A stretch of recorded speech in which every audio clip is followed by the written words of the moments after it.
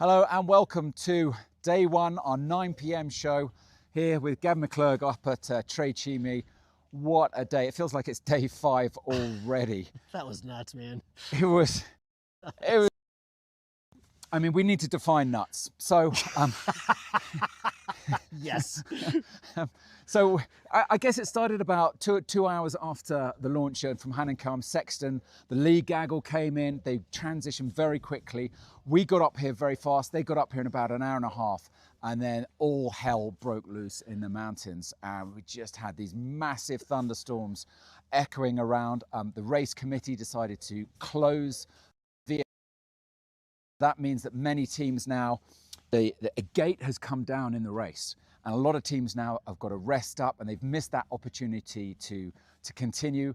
And the gaggle who tagged that turn point, who were able to do the Via Ferrata, have now got away, and they will have quite a big, potentially major lead. Yeah, it was, I mean, it went from maybe, I don't remember the flying ever being that good on the first day of the Red Bull X-Alps, maybe 2015, but it was glorious. No wind, high base, beautiful flying. I know we're going to show you some clips here in a little bit from me flying with a bunch of the crew, but it was just magnificent. And I talked to everybody when we were hiding out in the hailstorm, and everybody said, oh my God, that was amazing. It was just phenomenal flying. From Sexton, it was literally a race against the clock. Yeah. And the lead teams did get to tag the turn point, climb the Via Ferrata, but they were, let's be honest, less than ideal conditions. You could feel the energy in the atmosphere. You could feel that charge. And you know, some of the athletes were coming off afterwards were, I mean, their hair wasn't quite, you know, all in the directions, but they were definitely raised eyebrows. Wasn't it impressive too to be in that kind of storm and just the lack of hesitation with Kriegel and Aaron and Tanguy, and it was a tiny bit of break. It was still raining pretty good, still thunder and lightning, and as soon as there was a little bit of a break, they were off. It was impressive. Impressive.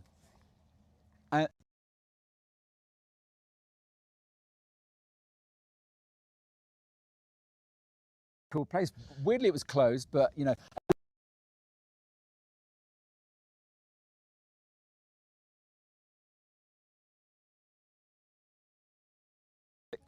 He was looking pretty cold, actually. Was seeing one of the safety guys was up there. Yeah. But then, you know, some guys made a break for it. Kriegel suddenly grabbed his stuff, and we're thinking, it's not flying. He's hiking down. But Maxime and Damien, you know, they got away. They hiked down. I should also point out that Seaman O'Brien took one look and just said, "Not for me, thanks." Smart move, because what we saw was not textbook. It was really on the edge. It was really on the edge. I mean, impressive. It made me thankful that I wasn't in this one, because you got to make those kind of moves. But wow, it was pretty hardcore. We should explain what happened. Kriegel basically made a move for it. Aaron went with him. Tanguy was there. Tommy Friedrich, Christian Schug was another there. But these were not pretty launches. Lars Meerstetter. Lars as well. And you know, these, as I say, these were not pretty launches. Lars snagged a Stabilo on launch. Ripped it out of his wing. Kriegel had a really, you know, he launched and then his wing wasn't properly inflated. You know, a lot of them were committing to flight when the wing just wasn't flying. And it was pretty wet. It was still pretty, it was coming down pretty good, and they were flying into a bit of a maelstrom, you know. It didn't look really nice where they were going, but it's going to be a 20K glide, maybe 15, 20K glide, and a huge separation here, because the rest of these teams are up here camped with us tonight, and they've got to huff it all the way back to the Trezene and do the Via Ferrata in the morning. You've got the penalty from the time penalty potentially, depending on how your prologue went, and we've got a big gap. And the thing that was really interesting earlier in the day was, of course, your flight earlier. Oh yeah. I mean, you know, the day began. I mean, it seems such a long time ago. You know, from 11:30. Was that today? Yeah, I know. Hiking up, and then you know, we passed the live camera to one of our mountain runners, and then I took over for just the last 200 meters. He said, "Yeah, don't worry." You were breathing hard. Oh man, I had to try and keep up with Aaron. I saw Aaron at the hut just now, and I said, "Aaron, you're pretty strong." And he kind of, you know what he said? He goes, "Yeah, I am strong on the uphill." Yeah. I was like, not so good on the flat, he said, because he's still got the knee problems from 2017. So I mean, it was what a start to the Red Bull X-Alps. That's what you want. I mean, great for Kitzbühel as well. And then, you know, you got into the air, and it was glorious. I mean, we were flying. I went over the spine of the Alps with 15 gliders. You know, just in the terrain and the glaciers and the snow. Great We can play that. Yeah, so we're going to show that to you, and I think you're going to enjoy this. We've got about a minute of footage of flying with everybody today, and I was trying to watch from the car, but you know, I was watching on live tracking, but couldn't actually see again. It was but glorious. It was fantastic. Because the guys were up like, you know, 3.8. Yeah, I saw 3.6. 3.6, yeah, right? Perfect.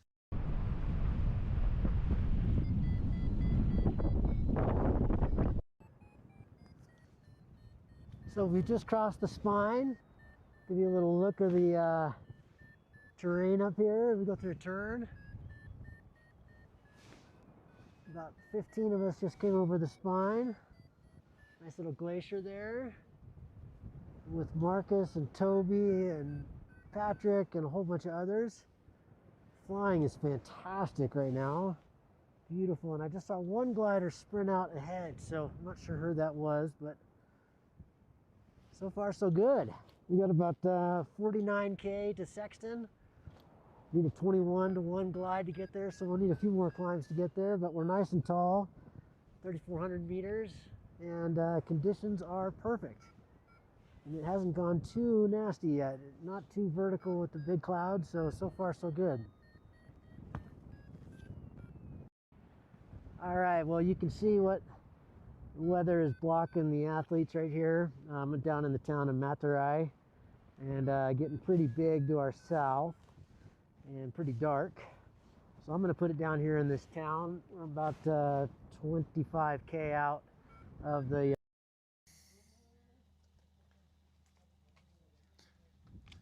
So one of the questions I asked Kriegel was, could he remember a Red Bull X-Alps with a first day quite like this? And Gavin, you competed in 3 Red Bull X-Alps. 4, excuse me, 4. How could I forget? And you know, it just seems like today has had everything in it. I mean, you know, we had a crossing of the Alps. I mean, the big start. You've had the big skies, the big cross-country stuff, and then, you know, a massive overdevelopment and thunderstorms, and a hugely decisive day. It's like, you know, normally you wait for Kriegel to make a move right until the end of the race. You know, it might be on day 6, 7, 8. You know, they've made a move already, and it's just testament to the level. Still, it just keeps getting better and better. I'm just so impressed with the speed and the willingness to just throw down. And I feel like we had a whole Red Bull X-Alps in a day today. I mean, it had everything. The nicest conditions you could possibly imagine, and then just hell.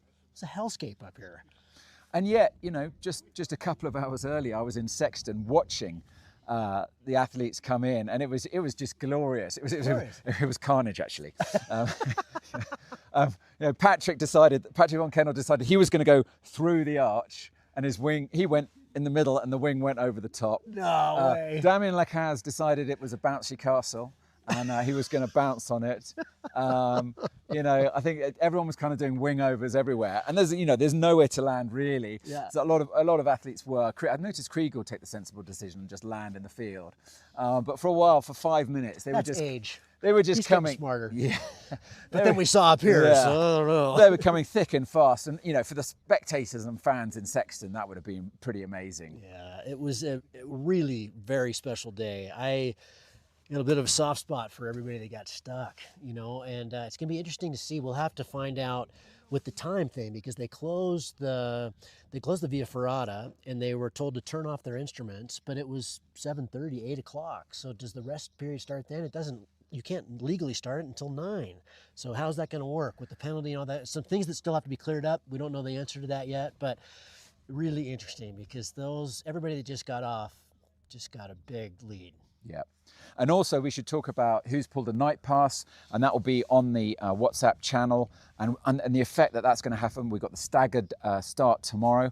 How's that going to figure for the likes of Seabrand Warren? He finished the prologue 5 hours before Maxime. Yep. So that means basically he's not going to be able to start until almost lunchtime, wherever he finished up the day. And you know, you had an interesting conversation with Aaron up in the hut when it was just storming, and you were talking about, well, the advantage that he potentially has because he's moving into his terrain, into Murano, and he said tomorrow looks really windy. Quite a strong north firn. Kriegel talked about that this morning with me too, and he said it's going to be very hard to be efficient and not really traditional X-Alps conditions. So what does that mean? Just tough. I mean, Fern, you know, you paraglide pilots, kind of like, you know, it's a bit like sailors, and you know, when you talk about the roaring 40s, you know, big seas. Basically, what a firn is a major pressure gradient between the north and the south. And the north firn is, you've got very strong winds that stack up on the north side of the Alps, and they stack, and then they dump. And the dump can be very violent. And so if you're on the south side, through in 1 hour and it's fine, and you go through a next hour after all that stacks happen and it's gone, and it's the worst lee you've ever been around. And if you're on the ground hiking in a strong firn, it can be really scary just wandering around on your feet, and it can blow you off the hill. And it's just not what we like. It can often be, I've had cascades from thousands of meters up all the way to the ground in firn. And so it's going to be windy, it's going to be challenging. And Aaron said, you know, if we have really bad conditions, I'd rather have bad conditions at home where I know where I know the terrain. Yeah, at least he knows the home. But you know, for the 32 other athletes, I think it's going to be a really tough day tomorrow. Yeah. But tune in as always to 3D live tracking. I'm going to be live again from 9 o'clock in the morning. Hopefully, Gavin, you'll get up in the air and go live at 2 o'clock in the afternoon, and we'll be back again same time tomorrow, 9 p.m. Thanks for watching. Thanks, Darkwing.